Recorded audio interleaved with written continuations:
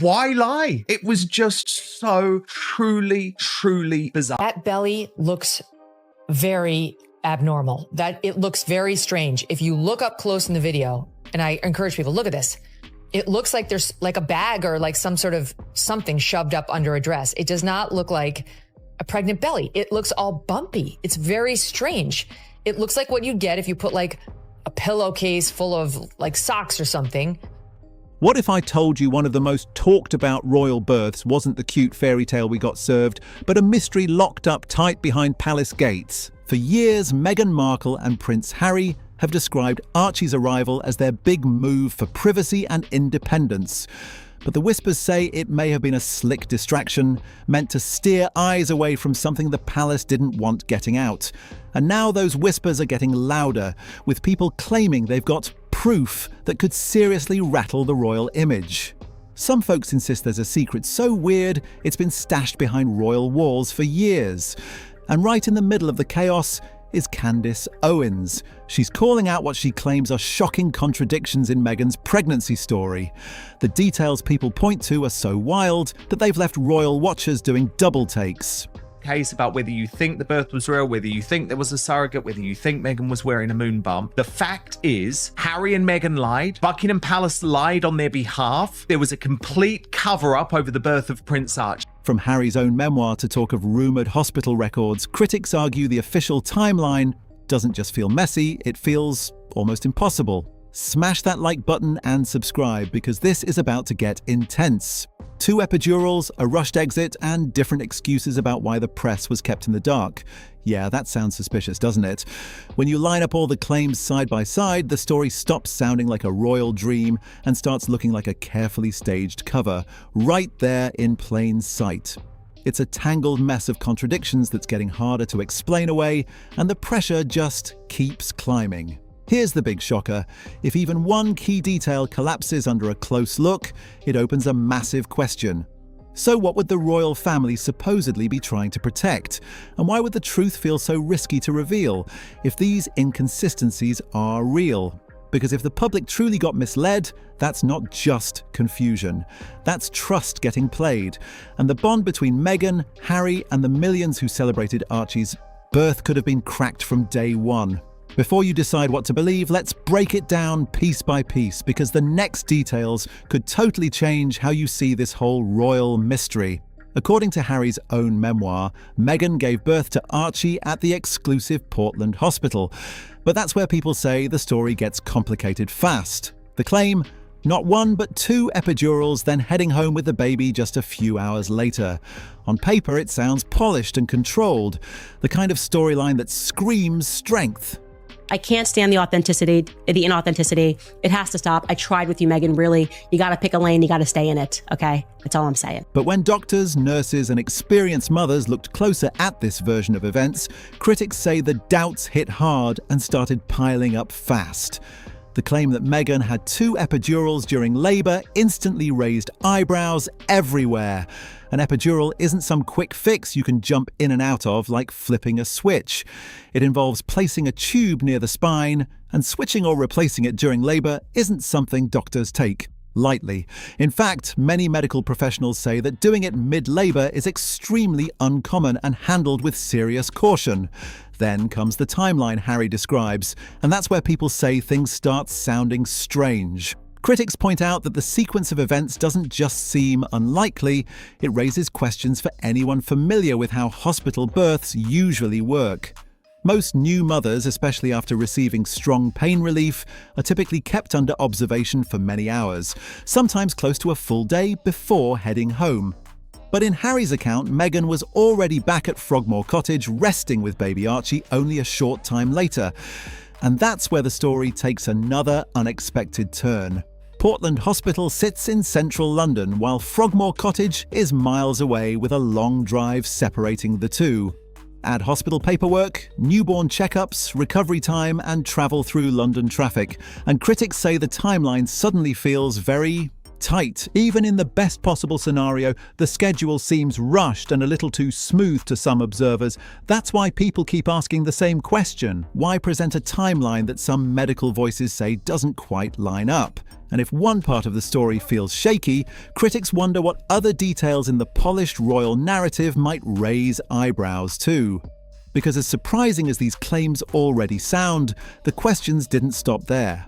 Once attention shifted to how the palace handled Archie's birth announcement, things got even more tense.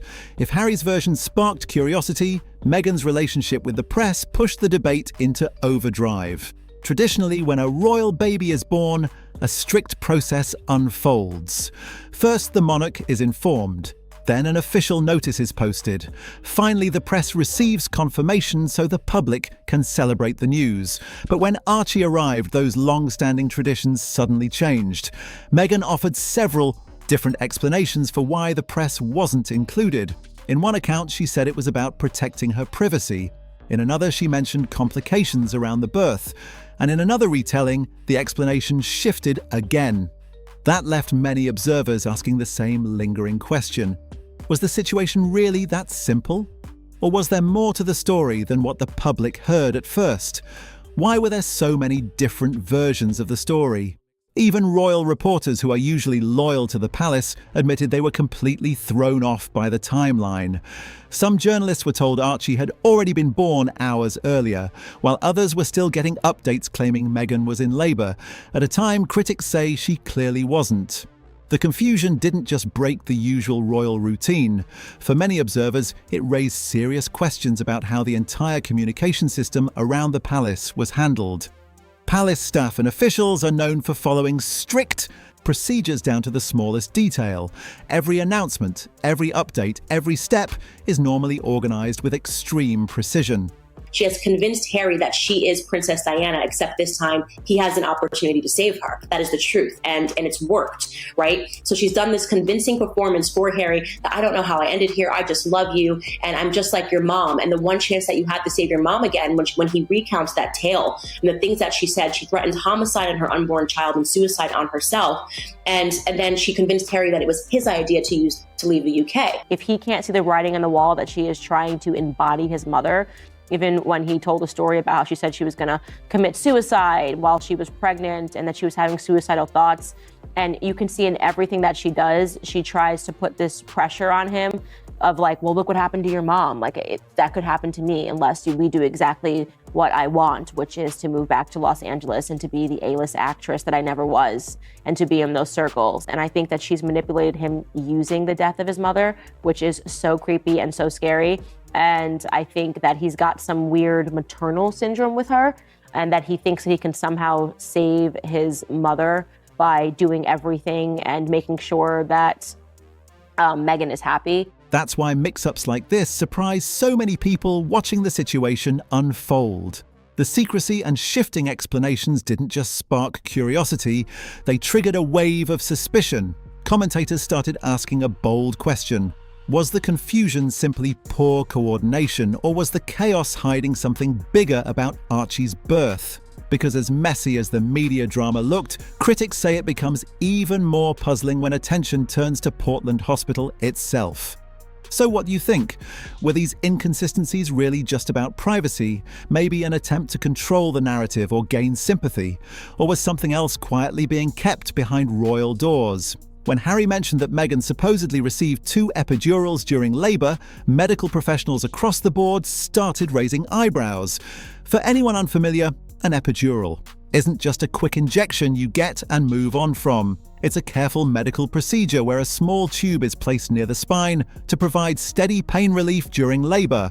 Once that tube is placed, doctors normally keep it in position and simply adjust the medication levels as needed. There's usually no reason to remove it and start the whole process again. That's why some experts say the idea of 2 epidurals during the same labour raises questions.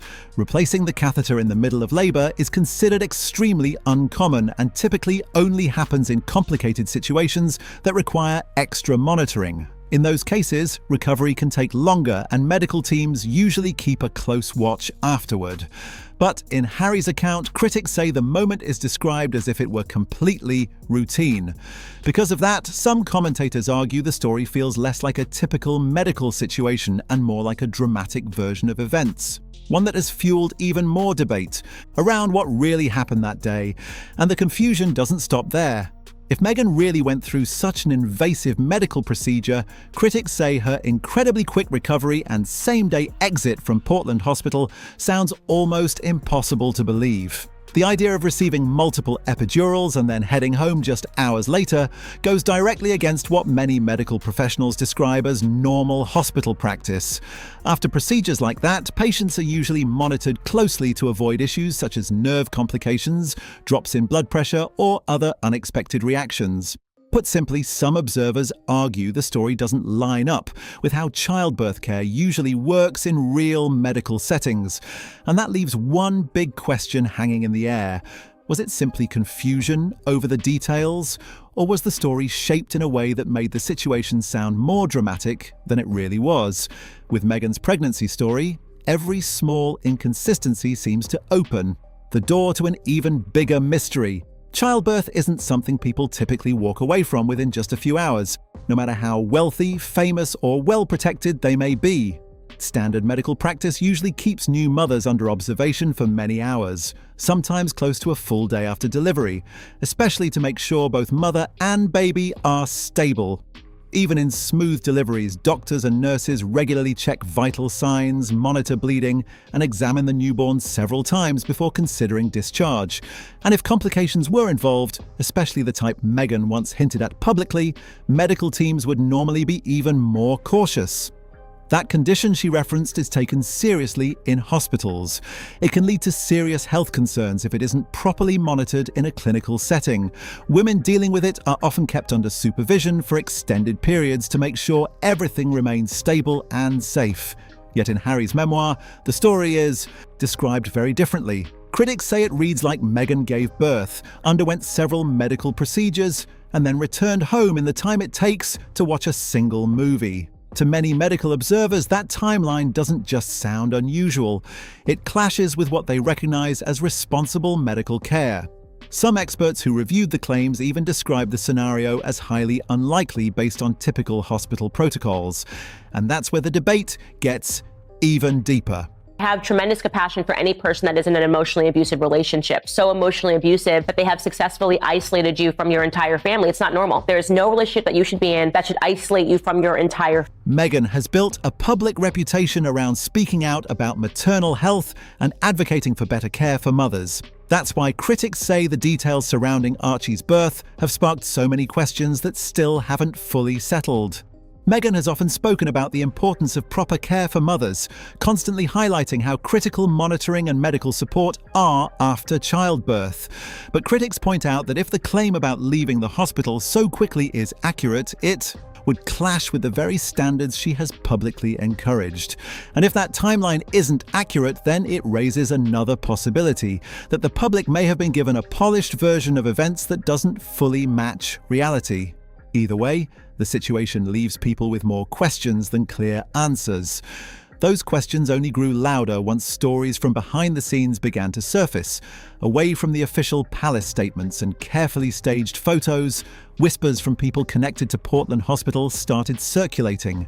A few anonymous insiders reportedly mentioned details that didn't quite line up with the version of events the public heard. One staff member even joked about Harry's story of late-night food runs, pointing out that while Portland Hospital is known for offering high-quality meals, patients can't simply request gourmet dishes at any hour of the night. Sure, the hospital has a reputation for comfort and luxury, but critics say Meghan's supposed midnight cravings didn't match what some staff members remember actually being served during that time. Another unusual detail comes straight from Harry's memoir, his mention of what he described as a secret elevator. According to longtime workers at Portland Hospital, the building is certainly private and discreet, but they say there's no hidden elevator system like the one Harry described. In reality, the hospital operates like many high-end clinics, with private hallways, restricted access areas, and strong security for patient privacy. But insiders say there's nothing resembling a dramatic hidden exit designed for royal getaways. On their own, these contradictions might seem small, but critics argue that when you stack them together, they begin to form a much larger and messier picture. To some observers, the story starts to feel less like a straightforward account and more like something carefully shaped for the public eye. Add in the quiet whispers from hospital insiders who claim Meghan's stay was far less dramatic than what later appeared in headlines, and suddenly the official timeline begins to look much weaker. Candace Owens didn't hold back when she weighed in on these inconsistencies. She warned that if the smaller details in the story start falling apart, people will naturally question the bigger narrative too. Was the situation exaggerated to create sympathy? Or was there a more strategic effort happening behind the scenes? Some critics even suggest it may have been about controlling every part of the story, from the hospital experience to the way it was presented to the public, all to protect a carefully managed image. So she's saying, you need proof that I'm authentic? I just dropped myself twerking. Obviously, I'm authentic. So she's bringing that up to say there is now PR. I have proven that I am authentic because I twerked with my husband in a room. That's not a normal way to answer the question. If somebody asked me about my authenticity, I would say I don't need to justify that I authentically am who I am. But camera, fixate it, and then both of you start twerking. Because in her mind, she was thinking, I'm going to release this later in a Netflix doc or release it later to show people how relatable I am. Otherwise, you can have a cute moment with your husband without recording it. Like, why would you record this for any reason? Why would you record this in the hospital? As one commentator put it, Meghan sometimes appears caught between two worlds, an actress who stepped into royal life, yet still navigating the spotlight like a public figure used to shaping a narrative. Whatever the truth may be, every new claim, leak, or contradiction seems to pull public opinion further away from certainty and closer to suspicion. And that suspicion keeps building, with one massive question hanging over everything. Why were there inconsistencies in the first place? That's the question critics keep coming back to again and again. Why would Harry's memoir include medical claims like 2 epidurals and a same-day hospital discharge? Were those simply honest mistakes, small exaggerations, or something far more deliberate? At this point, the contradictions aren't just piling up, they're practically demanding answers. If the timeline doesn't seem to make sense, if certain hospital details appear to clash, and if people connected to the situation keep sharing different recollections, then the public is left staring at one big mystery. Why would Meghan and Harry polish or reshape something as personal as the birth of their own child? Some observers believe it was about control, holding power over their own narrative in a royal environment where privacy is incredibly hard to maintain. In a world where every moment is examined, managing the story might have seemed like the only way to keep some personal space. Others see it differently.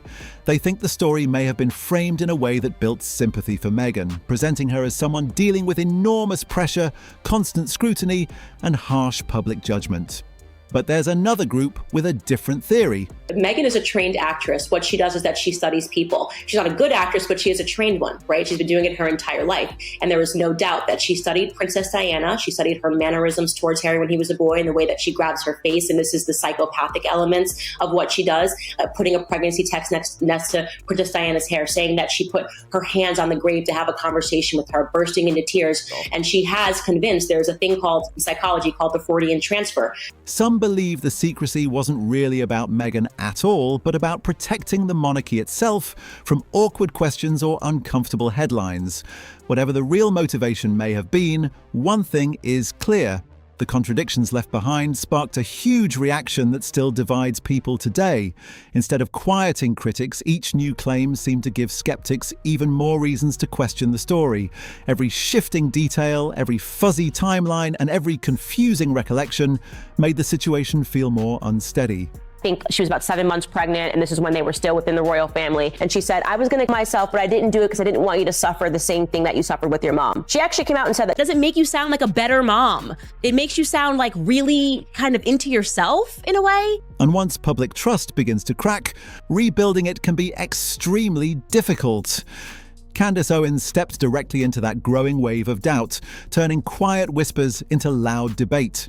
She argued that if a royal couple cannot clearly explain something as significant as a birth story, it naturally leads people to wonder what other details might still be hidden.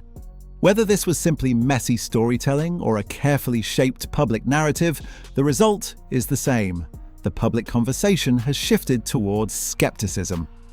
And that leads to the final question hanging over everything. What do these contradictions mean for Meghan and Harry's credibility moving forward? From memoir mix-ups to hospital mysteries, Archie's birth story has become surrounded by claims that many critics say just don't add up. Whether it was confusion, exaggeration, or a story carefully shaped for the spotlight, the full truth behind it still feels just out of reach. One thing's for sure, the full truth still feels buried under layers of confusion, secrecy, and polished royal storytelling.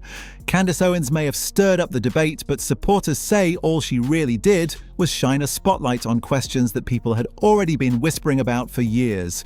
Critics argue the details don't quite line up, and the timelines clash like puzzle pieces that refuse to fit together. Every new explanation seems to raise even more curiosity around the mystery. But here's the twist. This might not be the only part of Meghan's story that has people talking. Behind the glamorous photos and the carefully managed public image, critics claim there's a growing trail of contradictions that keeps getting attention every time a new detail surfaces. Some observers say it's all coincidence and misunderstanding. Others believe it could be part of a calculated strategy. Either way, one thing is getting harder for people to ignore. To skeptics, the truth doesn't just feel hidden, it feels carefully controlled. And that leaves many wondering what other royal secrets could eventually come into the spotlight. And if you thought the pregnancy timeline debate was intense, wait until you hear about another controversy people keep bringing up: Meghan's so-called age scandal. Yes, you heard that right. Her own sister, Samantha Markle, has made claims that some say could change the way people view Meghan's past. The relationship between the sisters has always been tense, but Samantha's statements have added even more drama to the story. What she's saying now has sparked new conversations online, with some people wondering whether it could rewrite parts of the narrative many thought they already understood. Drop a comment below if you'd like a deep dive into the so-called age controversy and what Samantha has actually claimed. No matter where the truth lands, one thing is clear. This saga keeps people guessing, and the real answers may still be hiding in plain sight. The deeper people look into these stories, the more it feels like we may have only scratched the surface of what really happened behind palace walls. So what do you think? Is this all just a misunderstanding that got blown way out of proportion? Or could there have been something carefully crafted behind the scenes? Do you believe the royal couple was simply protecting their privacy, or were they trying to shape the perfect royal story for the public eye? Make sure to like, subscribe, and share this video, and most importantly, drop your thoughts in the comments below. And here's what Meghan Markle says. You have to be authentic. Just be authentic. Did you see my baby mama dance? I mean, stop it. First of all, can I just tell you the timing of that? We maybe watched it like 20 times yesterday, and I was like, Okay,